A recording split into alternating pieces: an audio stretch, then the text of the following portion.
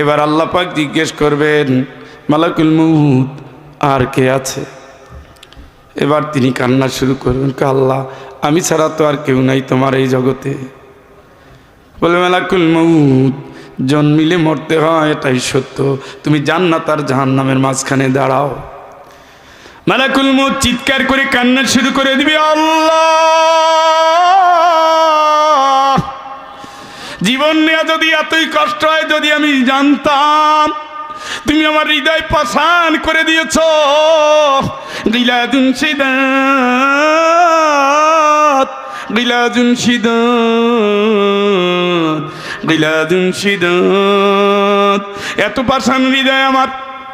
মায়ের পেট থেকে শিশুকে মৃত্যু বের করেছি, দুধ খাওয়া অবস্থায় মাকে মৃত্যু দিয়েছি, নববধূকে স্বামীর থেকে ছিনিয়ে নিয়েছি, নতুন স্বামীর কাছ থেকে বউকে ছিনিয়ে নিয়েছি, বউর কাছ থেকে স্বামীকে নিয়েছি, সন্তান জন্ম দিয়ে মা হারিয়ে গেছে, এত জান আল্লাহ আমি কবজ করেছি, আমার কষ্ট হয় না।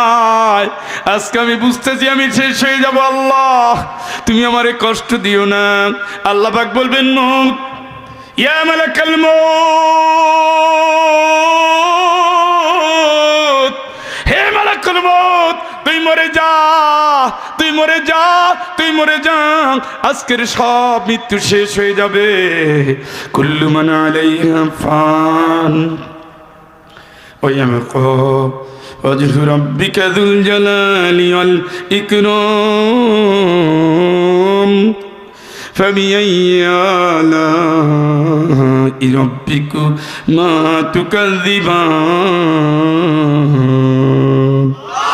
সব শেষ হয়ে যাবে, শুধু আমার আল্লাহ, শুধু আল্লাহ, শুধু আল্লাহ বাকি থাকবে, আর সব শেষ হয়ে যাবে।